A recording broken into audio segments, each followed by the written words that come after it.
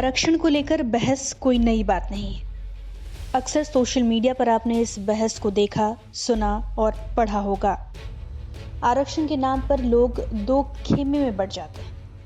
समर्थन करने वाले एक तरफ और विरोध जताने वाले एक तरफ। विरोध करने वाला खेमा कहता है कि कम अंक लाकर भी पिछड़े और अनुसूचित जाति जनजाति के लोगों को नौकरी मिल जाती है। वहीं आरक्षण के समर्थकों का तर्क है कि सामाजिक न्याय के लिए ये जरूरी है।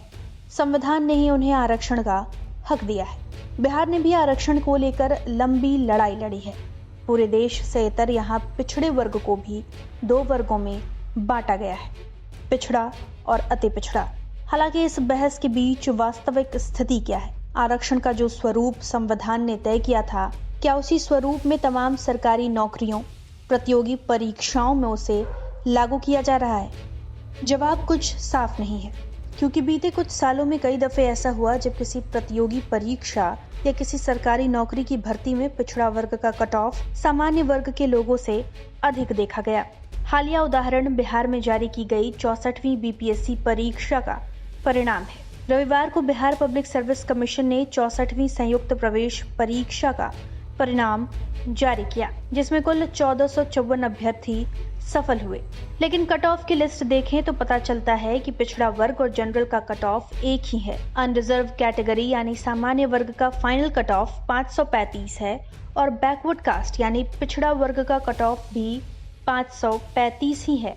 यानी सामान्य वर्ग और पिछड़ा वर्ग दोनों की मेरिट के लिए कट ऑफ का नंबर एक ही था।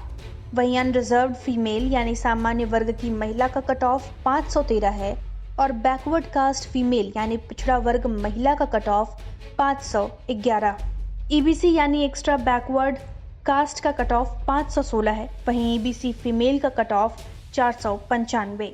अगर शेड्यूल कास्ट यानी अनुसूचित जाति के कट ऑफ की बात करें तो उसके लिए कट ऑफ 490 है और एससी फीमेल के लिए 473।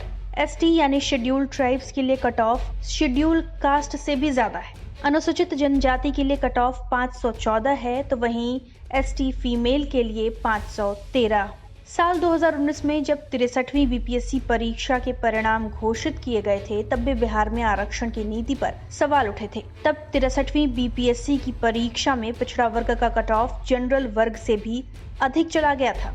तत्कालीन साल में जनरल का कट ऑफ 588 था तो वहीं ओबीसी का कट ऑफ 595, जिसके बाद सवाल उठने लगे थे कि बिहार में ओबीसी वर्ग के लोगों को ये कैसा आरक्षण मिल रहा है। चौतरफा घिरने के बाद बीपीएससी को स्पष्टीकरण तक जारी करना पड़ा। तब बीपीएससी ने अपनी सफाई में ये कहा था कि कट ऑफ में जो बड़ा अंतर देखने को मिल रहा है, उसका कारण उम्मीदवारों के पोस्ट प्रेफरेंस और पोस्ट वैकेंसी की सीमित संख्या है। यानी कहें तो पोस्ट के हिसाब से कट ऑफ डिसाइड की जाती है। चूंकि post wise cut off list जारी नहीं की जाती, इसलिए विवाद गहरा जाता है। हालांकि मामला इतना भी हल्का नहीं है। अलग अलग समय पर यूपी, मध्य प्रदेश, राजस्थान जैसे अन्य दूसरे राज्यों में आयोजित की गई परीक्षाओं में भी ओबीसी की कट ऑफ जनरल से ज्यादा गई है और इसे लेकर विवाद गहराता रहा है। ऐसे में जानना ये जरूरी है कि कानून क्या कहता है। ऐतिहासिक इंदिरा साहनी मामले में आए फैसले के आधार पर सुप्रीम कोर्ट में न्यायमूर्ति एल नागेश्वर राव और न्यायमूर्ति हेमंत गुप्ता की बेंच ने 17 सितंबर 2019 को एक और फैसला सुनाया। फैसले में कहा गया कि आरक्षित वर्ग के उम्मीदवार का चयन गैर आरक्षित सीट पर भी किया जा सकता है, क्योंकि हर उम्मीदवार सामान्य श्रेणी का ही है, इस तथ्य के बावजूद कि वह एससी, एसटी या ओबीसी है। कोर्ट ने आगे स्पष्ट किया कि आरक्षित वर्ग का कोई भी उम्मीदवार गैर आरक्षित श्रेणी से सीट प्राप्त कर सकता है, बशर्ते उसे सामान्य वर्ग के लिए आवश्यक कट ऑफ के समान या अधिक अंक मिले हों।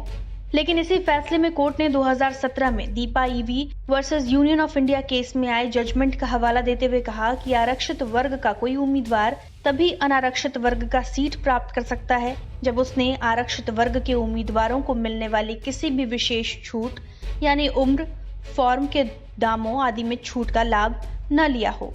ऐसे में कहा जा सकता है कि शायद इसी आधार पर कट ऑफ लिस्ट में ज्यादा नंबर लाने वाले पिछड़ों का सिलेक्शन सामान्य सीट पर नहीं हो पाता, क्योंकि उन्होंने कोई न कोई आरक्षित वर्ग की छूट ले रखी होती है।